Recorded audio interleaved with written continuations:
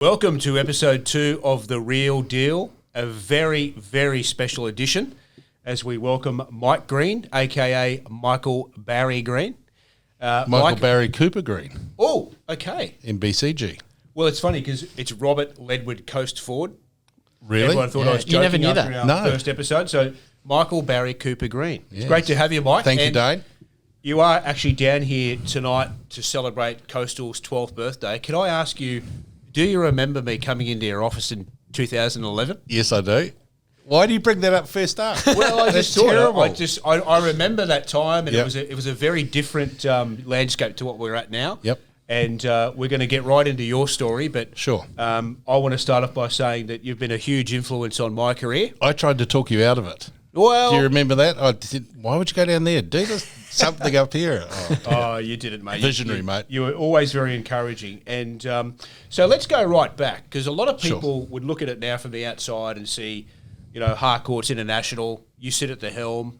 There's really not really, Rob and I were talking before, there's really not many real estate moguls around anymore. There's you, there's Brian White, there's Johnny McGrath. Do you guys have special meetings and go to special clubs and go on holidays together? And there's a secret handshake. Secret handshake. I can't tell you what it is. I'd have to kill you. So. Of course. So a lot of people would look from the outside, the Harcourts International, what it's become. Yep. And we're obviously going to get into that, which is a fascinating story. Coming to Australia, all those challenges that went along with that, thinking that it was a tennis brand, a tennis resurfacing, hard courts. Yes, hard courts. But tell us, how did you actually? Where did your real estate journey start, Mike? Where did it kick off for you? I went from high school to uni and was going to be a lawyer. My parents had told me all my life, you should be a lawyer. And I bought into it. I thought, yeah, I could be a lawyer. That'd be great. And so I went to uni and it was terrible. First year, hated it. University was something totally different to me. If you didn't turn up, no one cared. There were girls, there was social things. I was living away from home. It was just a bad year, or a good year, depending on your view. But at the end of it, I thought, nah, I can't do this. I'm not going to do this. So I left, and I'd been living on $40 a month bursary. This is 1978. In Auckland? In Auckland. And anyway, so I left, and then I had to get a job because I was living in a flat and I had no money. And so I'll never forget, I went down Ponsonby Road, and there were car dealers, and one was looking for a car washer. I thought, I can do that. How hard can that be? So I went in and said, applying for the job. He rang me that night and said, no, I can't give you the job. I said, yeah, I reacted like that. I said, what are you talking about? And he said, no, because you'll be here for a month or two and then you'll leave and I'll be looking again. So there's no point. And which he was probably right. And so I went back and got the Herald, the paper, looked through it, and there was a job for a real estate agent. And I was 19 and I thought, I could do that. They wear nice clothes, drive nice cars, get paid exorbitant amounts of money. That's me. So I went and applied. Typical real estate interview. Ross Hamilton, I'll never forget, he sat there, he spoke for 45 minutes, telling me all about the business, and then he asked me a couple of questions, and then he leant over the desk, shook my hand and said, congratulations, you're now a real estate agent. And I was so excited. And I left, went outside, it was in Parnell in Auckland, went outside, rang a couple of mates.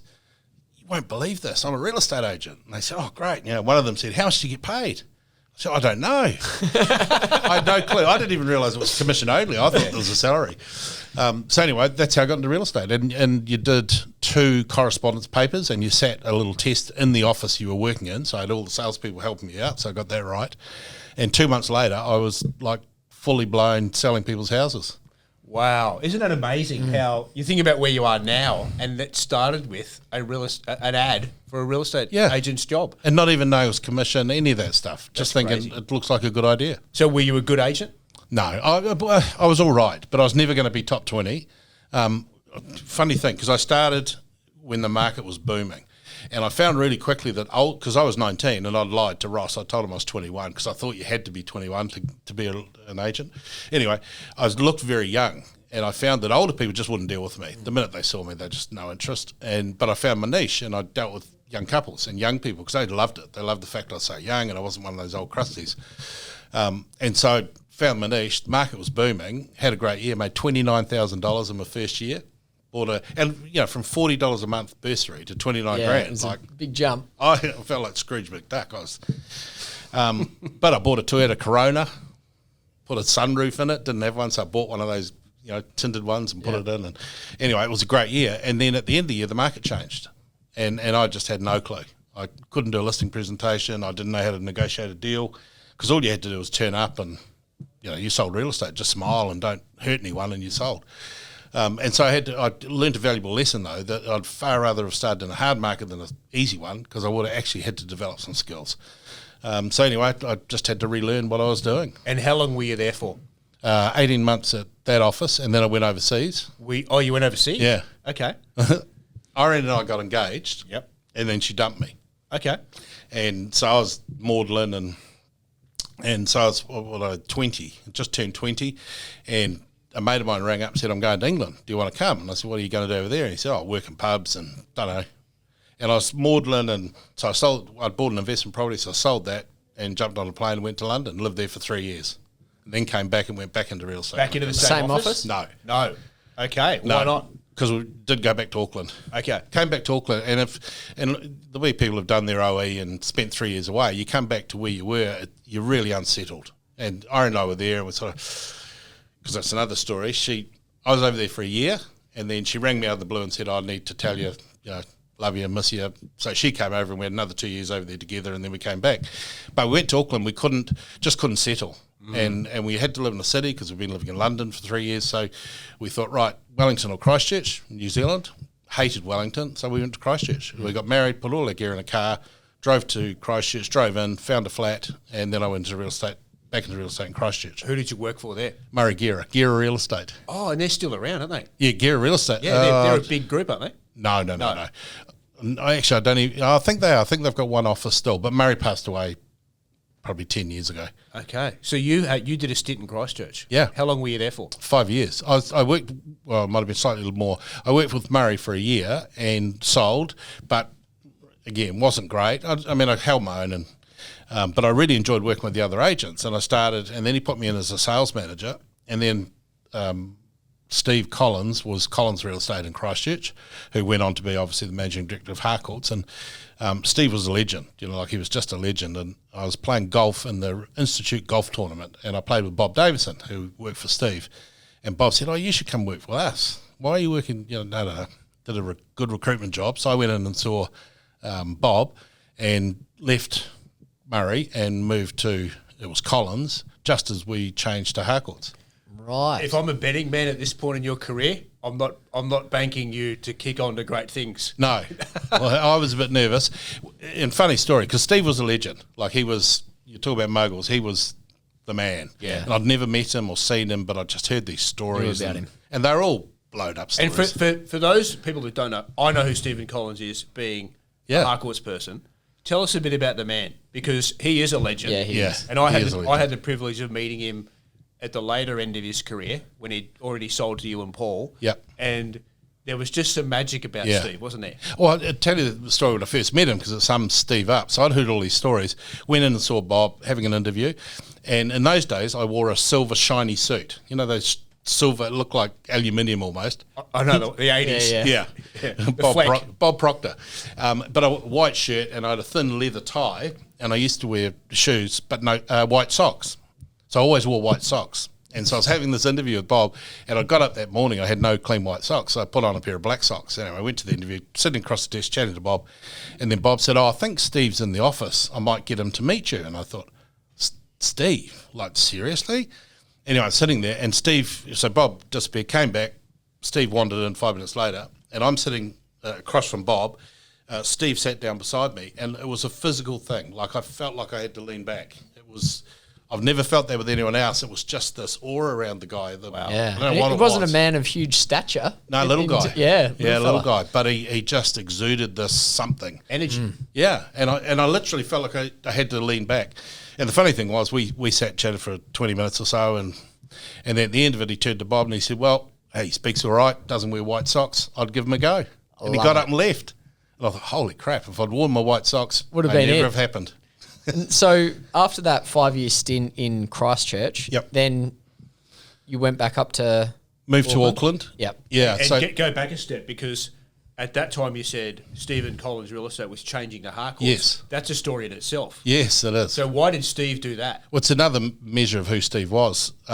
Steve, was a trailblazer in lots of ways, doing heaps of things, and he wanted to be the managing director of a company celebrating its centenary.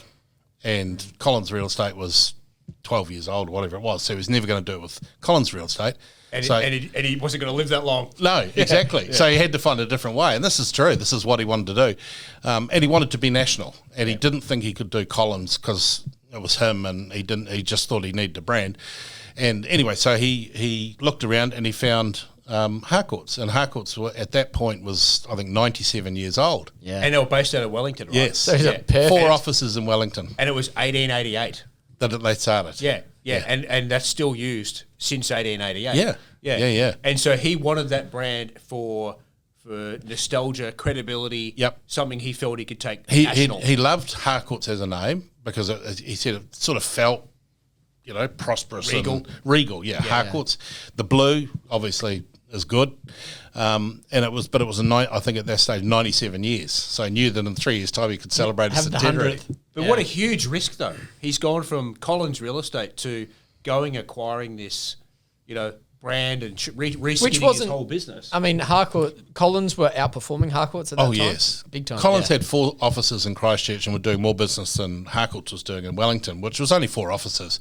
But it turned out, what they found out as we went through this, that it was owned by the National Bank, which is owned by Lloyd's of London, and it was publicly listed. So Steve actually merged the 2 businesses into one and it was called Harcourt & Co. then, so it became Harcourts, and Steve had a minor share, but it was in a publicly listed entity. So that's how it started, and Steve being Steve wanted to be national. They had aspirations to be national. The National Bank, which was owned by Lloyd's, saw it as an opportunity to get mortgage money out into the market through the agents. So they invested millions and millions of dollars opening offices, all company owned. And Steve used to fly up once a quarter to Wellington, meet with the guys at the National Bank and convince them to give us more money because it cost a heap of dough. So we did that for 2.5 years, and we grew. And as part of that, I ran an office in Christchurch, then moved to Auckland with one of the regional managers as to head up an office. No, as assistant regional manager. So looking after the offices in Auckland. But the National Bank decided that, they found out really quickly that real estate agents and bank managers don't get on that well, and we were getting no mortgages out. We didn't really have an interest in it, and the bank managers hated dealing with us because we were all the flashies. So the National Bank decided to sell. So Steve said, okay, this is another great story, Dane. Steve said, yep, we'll buy it, and him and Paul were going to do a deal with the National Bank. They'd negotiated. Steve flew up on the Monday to sign the deal, like it was all done and dusted. On the Friday, the guy that ran the National Bank played, Hutton Peacock was his name, played golf with the CEO of Tower, which was an insurance company. And on the way round, they were having a chat, and the Tower guy said, why do you own this real estate business? And he said, well, actually, we're thinking of selling it, and we were going to get mortgages out, we can't. And the insurance guy said, well, could we buy it?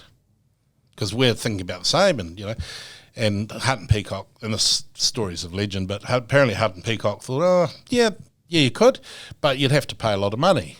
And he just doubled what Steve had agreed to pay, told this guy the figure double, and the guy said, yep. And they shook hands on the 18th green.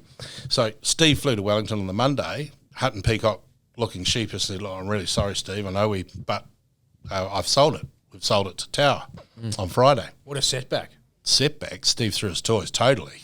Had a huge row, said, you can get stuffed and I'm never going to work for you, and left and got on a plane back to Christchurch.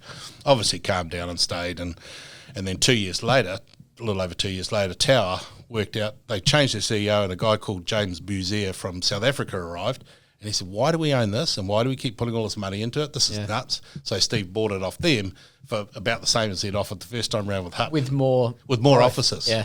Unbelievable. And he must have seen something in a young Mike Green. Well, yeah. I mean, I think, we were talking earlier about leadership, and I think leadership's the key for any real estate business. And if it's a passion as well, and as I say, I sold it right, but I just enjoyed being with people and managing a team and leading people. And I think over time, I was fortunate because I worked with Steve when he was like flying. And so I learnt so much from him. It's a real good role model and someone to aspire to be like. So I think it was a combination, Dane. I mean, I worked really hard at it because I wanted to be good at it. And I. So was it Steve that first believed this guy could be a leader? Yeah, he did. And did that result in a leadership opportunity? So when the ownership went into Steve's hands, was there a franchising opportunity then? And that's when No. What the guys did was, because Paul and Joe Clifford were involved with Steve buying it out, management buyout, and it was a big beast, but it wasn't making any money. And so the guys decided franchising. And there was pressure, a few of the big managers that had been managing company-owned offices were saying, well, we want to run our own deal, so how do we do that? So this was once Tower were out of it? Yeah. Yep. So they franchised it from 89 through to, well, it might have been 88 through to 90, 91.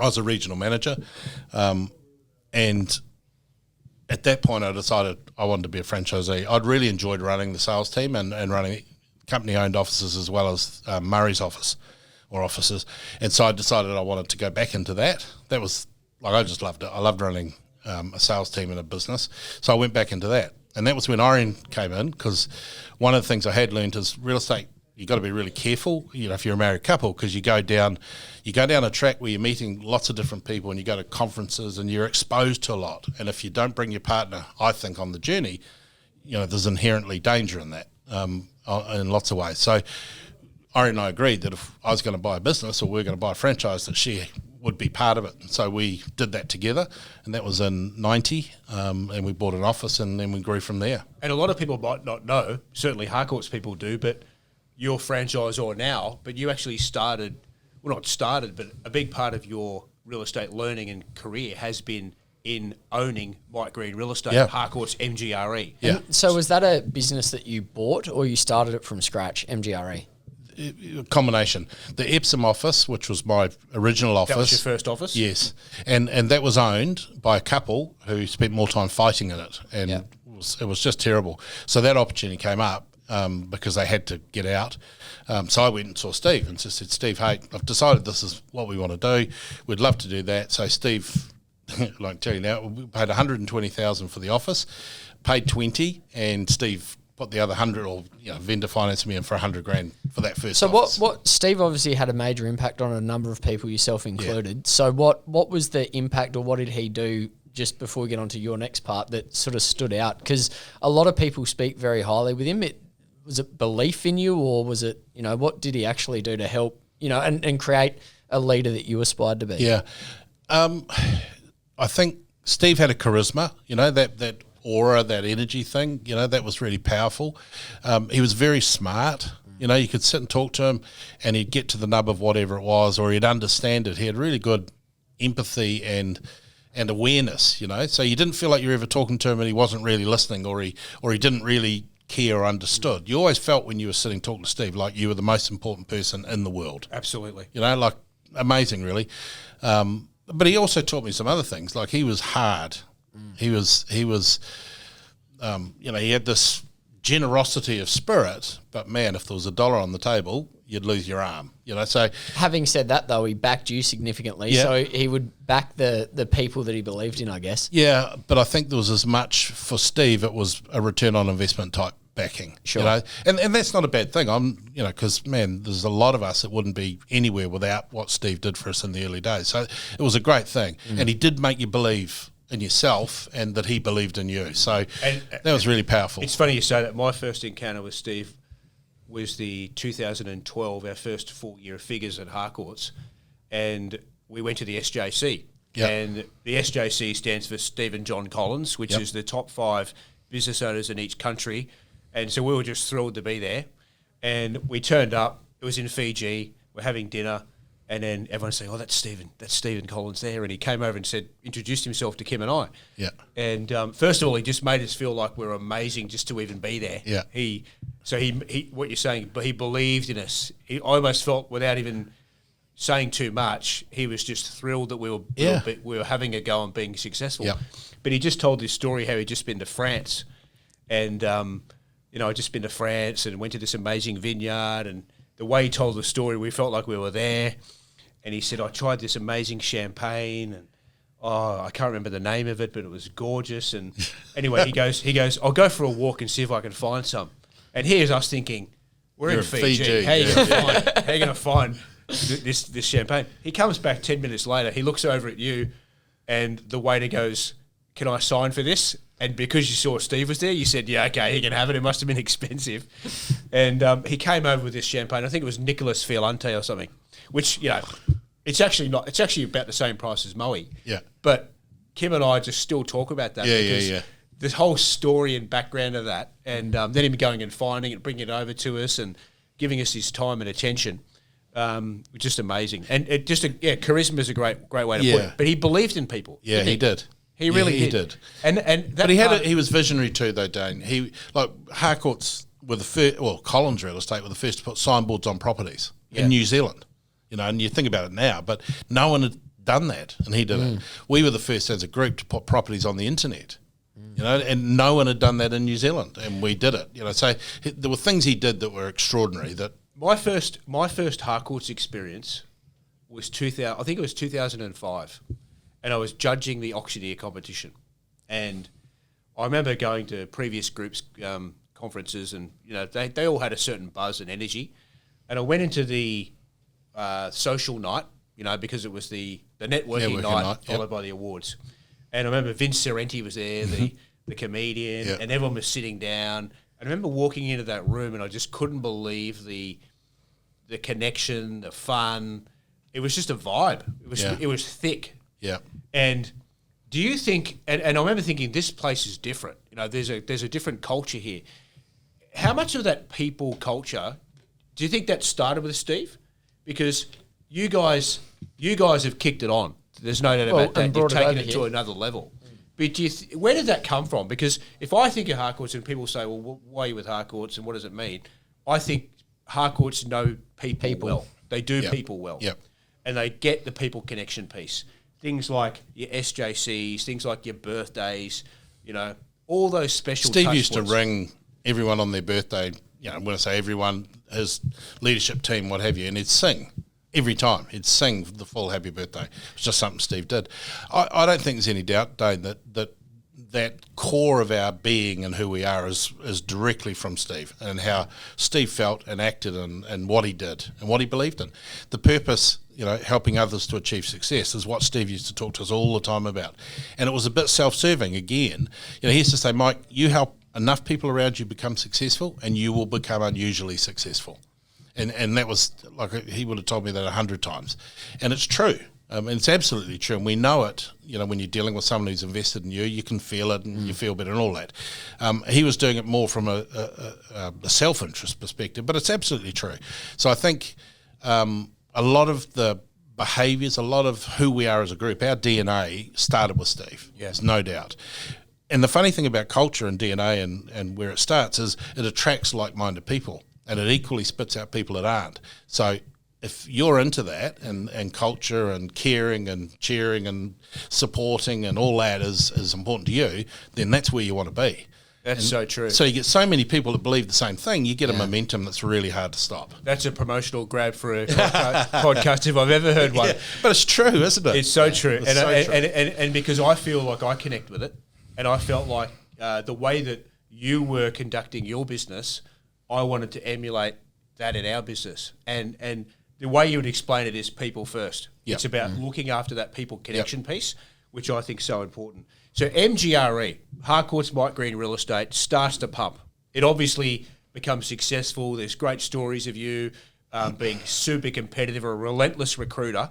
How are those years for you? Building a real estate business and recruiting agents and becoming a juggernaut in Auckland. A juggernaut. It's what's like anything. When you look back, you're a lot better than you probably were. So I look back and think, man, I was good. But I think, like I loved it. It was great. We had a ball. How many offices at your peak? We started with the one office and we ended up with 9. And my goal was to be number 1 for Harcourts. That was all I wanted to do. Like, stupidly, nothing else really mattered. I just wanted to be number 1. And the number 1 company then was Monarch in Hamilton, which is Brian King and Devinda. And so we had this ongoing battle. And my whole life's purpose was to knock them off. Just to beat them. Yeah. Which, you did. And I did. And another wonderful story, we had a bet. Because real estate people are competitive. So Brian and I, who are really good mates now, Kingy, we had this bet, and it was a case of Moe for the winner. And, this is 93-4, so a case of Moe was... It was a big deal. Quite a bit of money, and, so we had this bet first year. And the awards, you love this, the awards we did on the last day of conference, we did it in the afternoon. So you got up, you're in a theatre and you get up and get the awards at the end of the day. There was no black tie or any of that. So anyway, the deal was case of Moe, and it had to be presented on stage to the winner at the awards. A humiliation factor. There was. So the first year, they won, and we were second, and we knew that because And anyway, we got up second. How do you know? Yeah, you know damn well. There's no secrets in real estate. So I had the case of Moe under my seat and got up, got number 2. Yeah, thanks, number 2, that's great.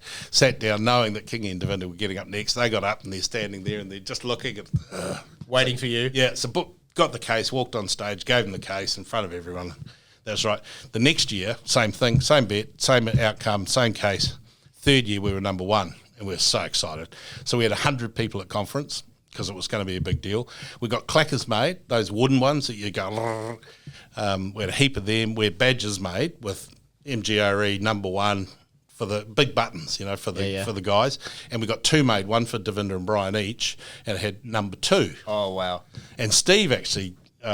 I was talking to Steve before it, and I told him, and he said, "Oh no, you can't do that." I said, "Don't be stupid. Of course we can do that. We're going to do that." Yeah. I said, "Oh, you really think so?" Yeah. And anyway, in the room getting ready, black tie event, so it was going to be even better. In the room getting ready, about quarter to 5, there's a knock at the door in the hotel. I thought, well, who's this? So I opened the door, Kingy and Devinda standing there with a case of Moe. I said, no, boys. Not how this works. And who knows? We might not be number 1. And they, no, we know you're number 1, Mike. And really interesting because I've hassled Kingy about it since because, that wasn't the spirit. And He'd come be on, deeply ashamed, take your medicine. Yeah, and he's deeply ashamed now of what they did, but just a funny thing. So you can imagine on the night. But no one likes clackers. It's a great feeling knocking off number 1. Yeah. It's a horrible feeling. Not that I've ever experienced it, but I imagine it would be. Oh, if you've been holding on to number 1 and then the young guy comes or the upstart comes, the Mike Green, he's challenging that. It would be hard for someone to get their head around that. Yep. But as you say, it's great when you're on stage presenting the awards because you actually know how much they mean. Exactly. So you're deeply connected to the meaning of them. It does change it, and when people come up, you have it's a really cool thing for me because you have this connection with people with their third, fourth, first, whatever it is, and there's just that little moment where it's just the 2 of you on stage, and there's a room full of people, you got 1,200 people or whatever it is, but there's that moment where you just have a word, whether it's congrats or what's this number 2, mate? Or whatever the comment is. It's Bob Wolf, classic. Oh, hates it. He used to hate it. He used to come up, and if he was not number 1, I used to do the loser sign on my forehead, but I had to be subtle because there's a whole room of people, so I just sort of do this, and he'd get up and say terrible things in my ear as we shook hands.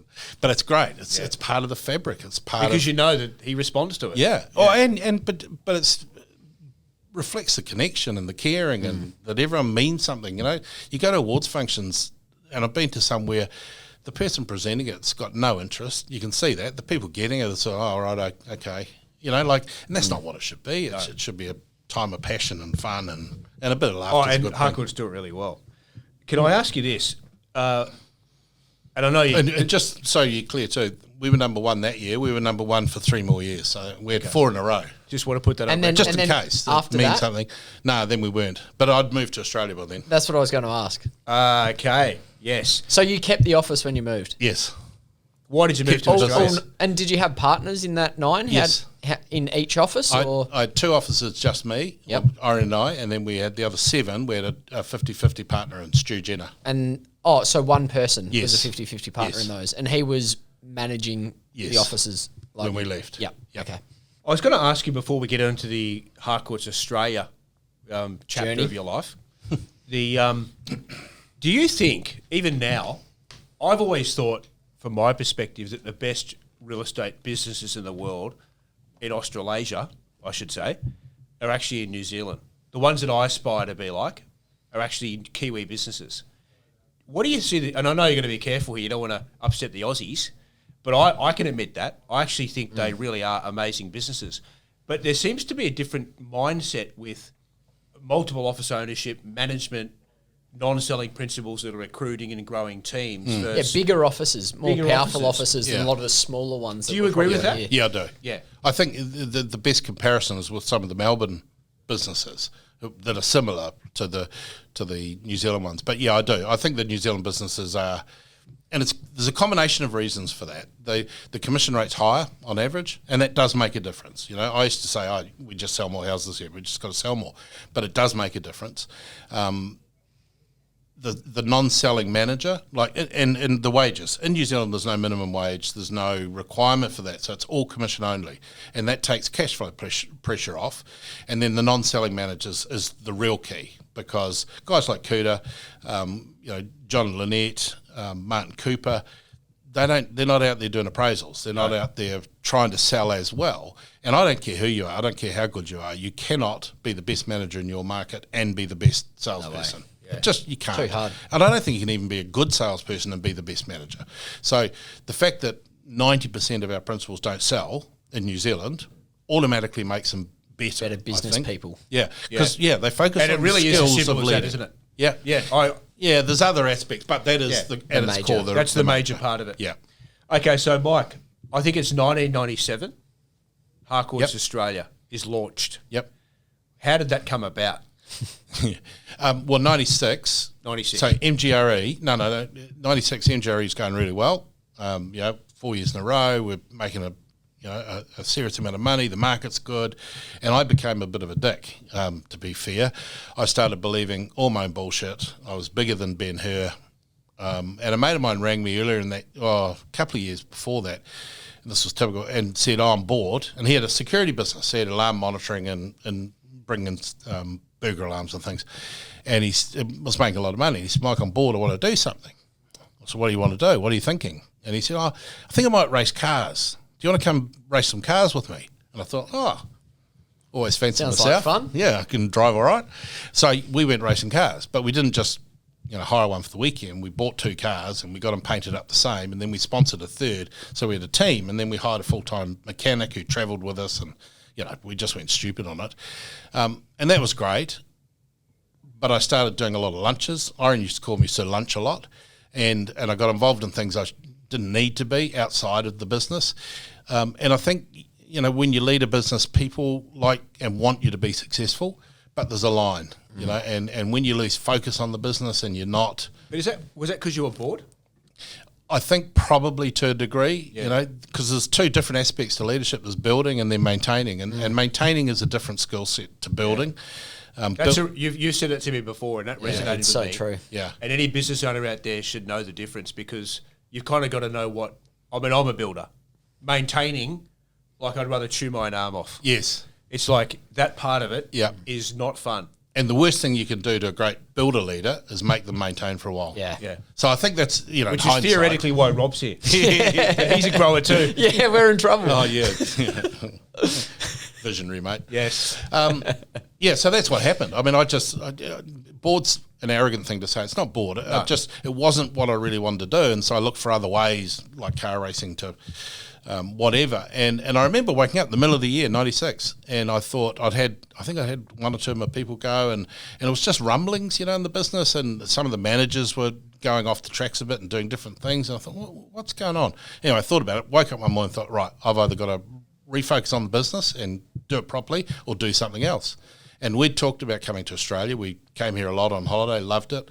And so we talked about it, and we decided, well, let's move to Australia. And I went down, saw Steve, flew down to Christchurch, said, Steve, we're going to move to Australia. We're going to go into real estate over there.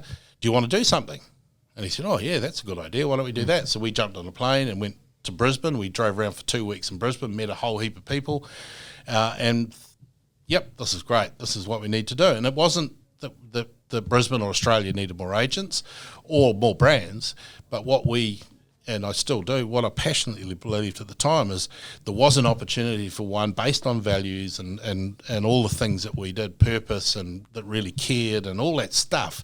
And so I thought, no, that's the opportunity. And that was what we did. And 6 months later, we put the 2 boys in and all our gear in a plane, and we flew to Australia. And how did you structure that? Was it, you did a JV with them? 50-50 joint venture with Harcourts. So we had 50-50, and it was only for Harcourts Queensland. Yep. And so we had to equally contribute financially, and that was tough. The first 2 years I was putting in probably 3 times my salary each quarter just to keep the business going.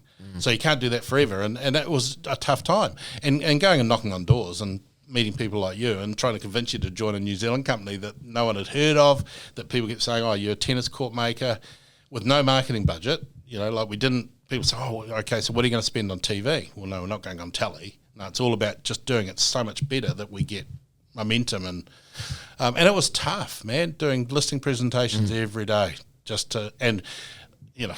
Australian real estate people at times can be quite mercenary around how they approach. So I got every Kiwi joke. I got told I was going to be a loser, that it didn't work here. How many times did you think about getting back on the plane? Not that often. There were a couple that I really, one in particular. Wasn't there a story you flew back? There was. There is.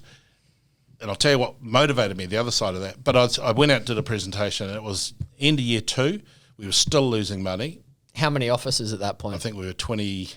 So I'd got a few wins. Yeah, 20 or 21 offices. Yep. But part of the promise of the support and all that means your cost structure's quite significant. Yeah, so you need more. Yeah, so we were still losing money at that point, and I went out and did this presentation, and I'd got a bit sort of down on it, and I sat and presented to someone like you who looked at me and smiled and said, Mike, you're wasting your time, mate. I don't know why you're even bothering. We don't need any more franchisors and blah, blah, blah, blah, blah. Gave me an absolute tongue up.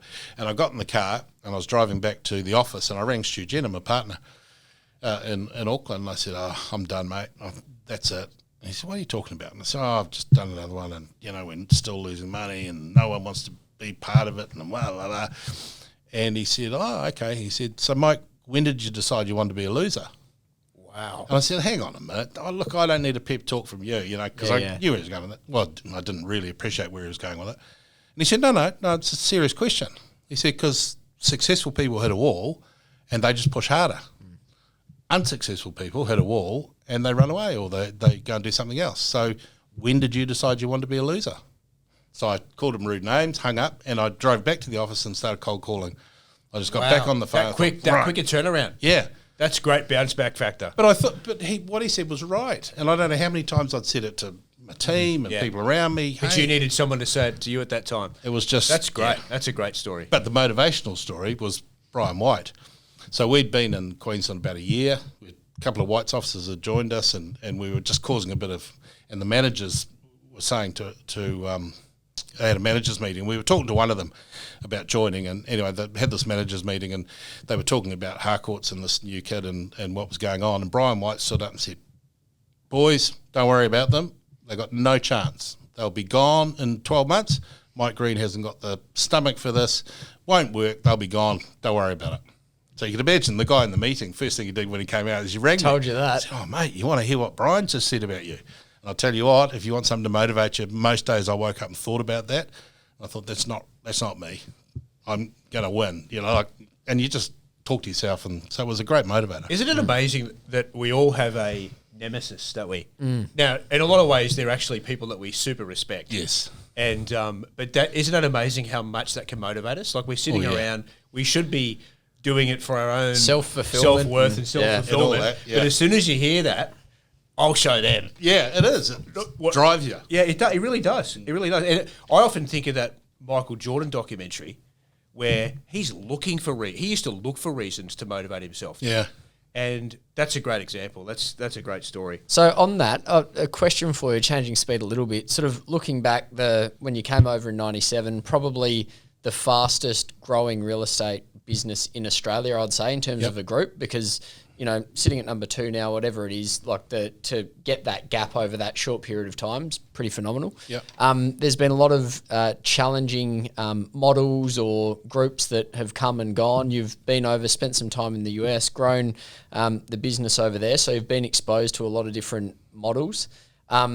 Leadership, one thing that I've seen with you, you've stayed very true the whole way through to the people part and leadership. Do you see any challenges or changes? There's definitely a shift, I think, that we're seeing at the moment where the leadership is being devalued, or people aren't recognising that plays a big part with, particular groups or other things that are playing? I mean, do you have some thoughts on where you see that sort of heading over the next 5 years? I mean, do you continue to look at the direction you've been on and that's the course, or does it change? Well, I think it would be arrogant and naive to say that nothing changes or that you shouldn't be aware of it, because I think there's constant change goes on, and a good leader is connected to that and listens and feels and adapts. So I think to say there's none would be wrong. But I think, having said that, when a salesperson goes off the rails or a business goes off the rails, inevitably it's because the basics have not been followed. They've stopped prospecting, or something's been dropped. And so, people first is our first value. Real estate is at its core a people business, and that doesn't change. And I've seen lots of different models pop up, and there's any number we could talk about today, and they pop up often in good markets when it's leadership perhaps, and the things you do don't matter as much, but they equally disappear as fast when the market tightens. And I think at the end of the day, the difference between the really great businesses and the averages and the ones that disappear is the leader. It's as simple as that. Every real estate office, I believe, or business, simply reflects the person or the people running it. And so if you're a great leader, you'll grow a great business. If you're not, you won't. And, I think we're in an environment that's probably more unstable than we've seen for a long time. People generally prefer consistency and knowing the future and being reasonably confident. We don't like uncertainty as human beings. We want consistency.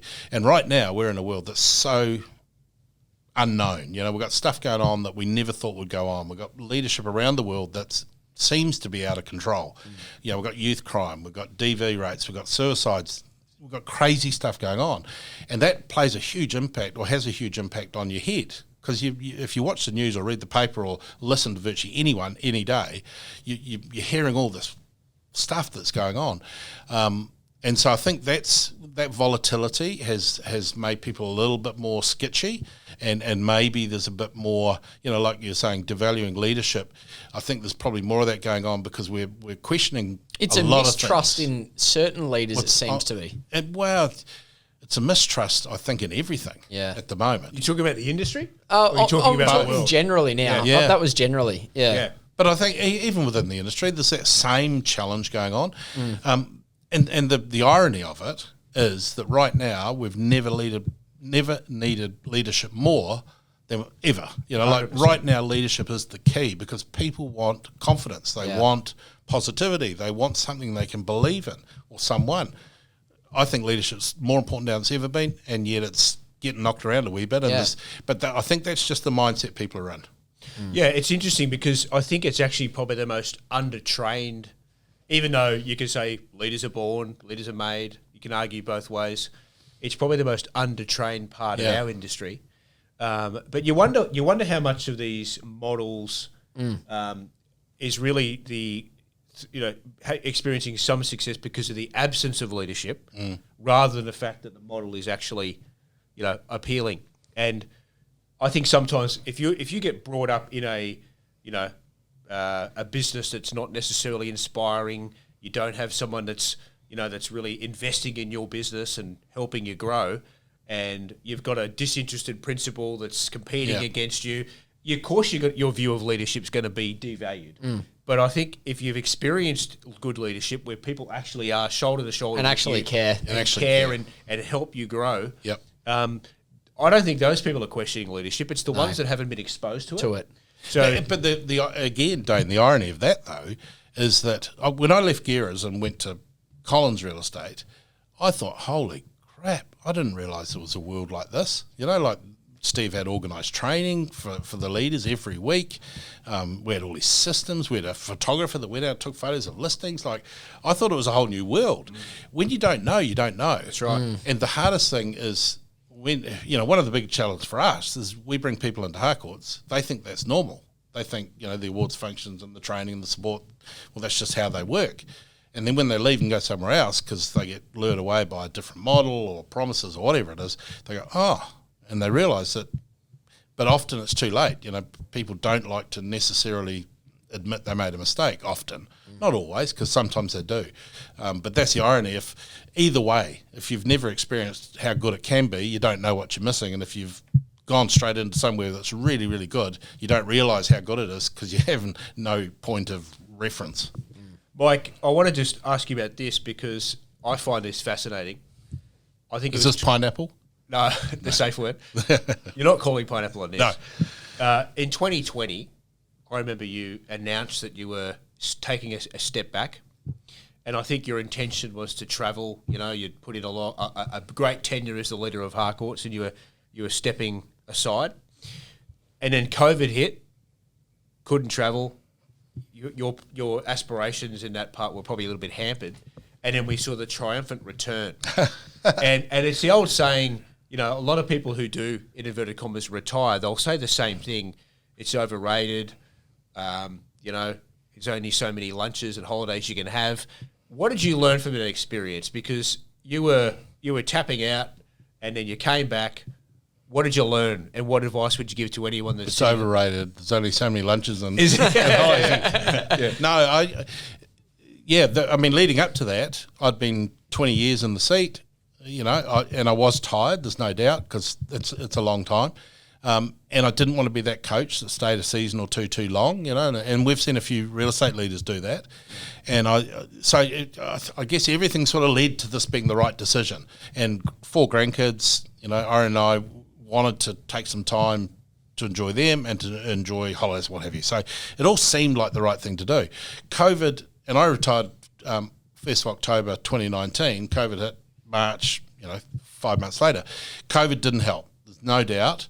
And I've had people say, well, if COVID hadn't occurred, do you think you would have been okay? And I think the answer to that is no, I wouldn't have. I don't think it makes any difference. When you're operating at a really high level in terms of energy and focus and demand, when you just suddenly stop, it's really hard. And people say, oh yeah, but you got to plan it better. Well, how do you plan it? I was playing golf every Friday, and after about 2 months, I thought, oh man, this can't be all my life's about. You go to the same course, play the same people, listen to the same crap.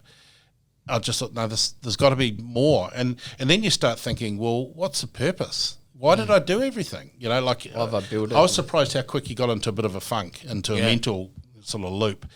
So I think... Is that because nothing can replace the purpose of building a business and having that part? Or my question would be, do you think that could have been fixed with something else, like... another part, another hobby, or are they just not going to cut it for you?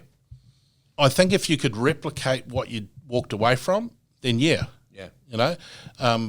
Absolutely. But I wasn't going to go and start another real estate group, and I didn't really have an interest in many other businesses.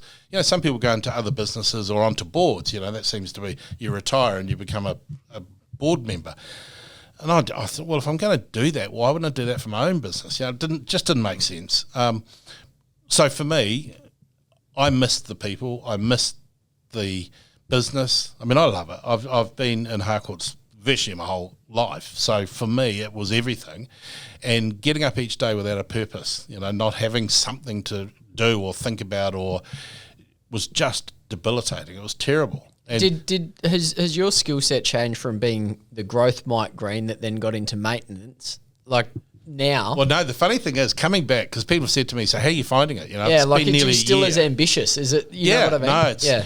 I think the best thing is I've come back with a slightly different perspective, so I'm not going to let myself get so wound like I was, like you worry, you're up half the night worrying about things. We've noticed that. We have. Well, you're less wound. Yeah, well, it's a compliment. Thank you, but I've got to be, otherwise I'm going to die. But the interesting thing is, it is all about the growth side. So I don't think you can ever take the growth. And growth is not a relaxing hobby. It can be messy. It can be it can be messy, and there's all sorts of issues. But if it's your passion and you love it, it's just so exciting. You've got to do it. Yeah, you've got to do it. So Kim talks to me all the time when we're having moments. She always says, don't make any decisions when you're tired. Do you think that's all it was? Maybe you just needed a long holiday and just... Yeah, I don't think a long holiday was right, because I wouldn't have learnt what I learnt. I could have had a long holiday, but no. I think and I agree with Kim. You don't make decisions when you're really tired or when you're really emotional or you're angry or whatever. Obviously, it's like sending the email. Isn't it amazing how 24 hours... Park it for 24 hours, yeah. Isn't it amazing how 24 hours just takes the edge off everything? Yeah, it does. But Step I think away from the tornado. Yeah, Rob and I talk about that. When there's a tornado, Don't run into it. The tendency is to go towards it and try and solve it. But sometimes if you just let it fade, you're running into something a lot less. Yeah, well, you've got to be careful, though. The worst thing you can do is turn a blind eye to a blow. Yeah. Well, you can't do that. So, no, I think going through that process has been a really important process for me in my life personally, because I understand me a lot better. I understand what makes me happy, what doesn't. I understand the downside of being retired and not having a purpose. I used to hear about people, they retired and 18 months later they died. I was Don't need that. But, yeah, well, you don't need that. But you don't think, I didn't think that was a thing. I thought, about the reasons, cancer anyway, whatever it was.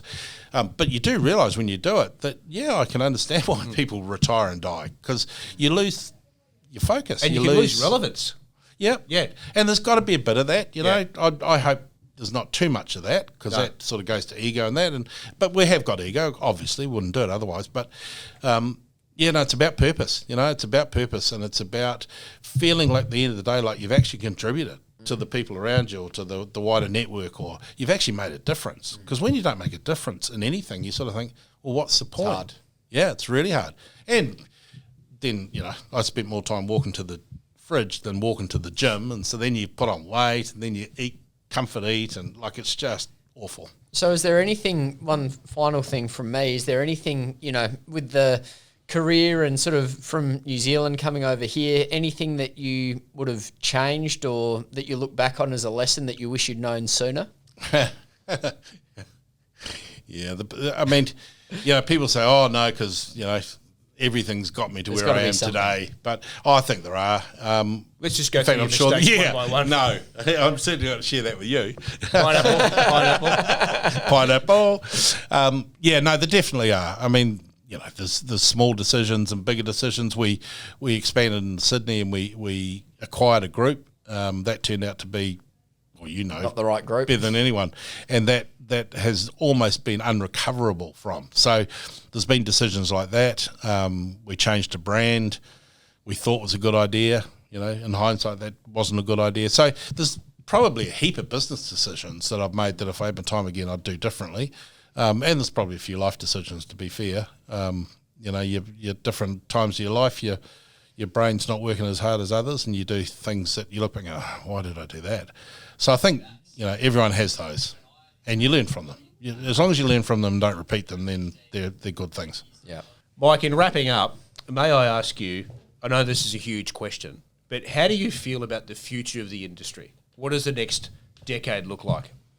I just thought I'd finish with something really light. Thanks. Easy. At least you didn't ask me what the vision is for Harcourts or something for the next 10 years. Hey, there's lots of layers to that, because the social issues we just talked about, I think, are going to be really challenging for us for the next few years, and they're not something that are going to pass quickly. It's something that we're going to have to deal with, I think, for quite a while. So that's going to be challenging. I think the markets are set to improve. I think the next year, 2, 3 are going to be really strong. And I think if you're in Queensland, it's going to be even better, because we've got Olympics in 9 years' time, and we all know the impact that has. So I think market-wise, we've got a great time ahead. I think in terms of real estate, the industry and the model, I think, like I said before, leadership and having people that you can trust and believe in is going to be massively important, more so than ever going forward. So I think as an industry, we've got to get that right.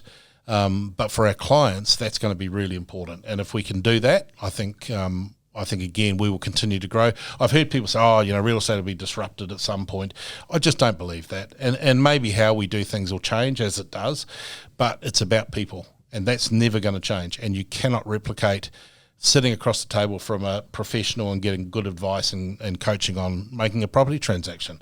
And property decisions are the biggest ones that most people ever make. So I can't see the basic fundamentals being disrupted at all. So no, I mean, I'm really optimistic. I think as an industry, and you guys know, I'm involved with REIP and the data side, and I think we've got a real challenge around the future in terms of controlling our data. That's going to be the gold going forward. I mean, it's always been the gold, but it's going to be the battleground. And so as an industry, we've got to take control of it, because if we keep giving control to outside parties and then letting them take advantage of that, then we're stupid. And I think so we've got to take control of that, and that's going to be a challenge. But I think if we can get control of that, if we can understand our place in the world, we're going to have a great economic period, and then so navigate the social issues. Part of the reason I'm back is I think it's going to be really exciting. I'm really looking forward to it.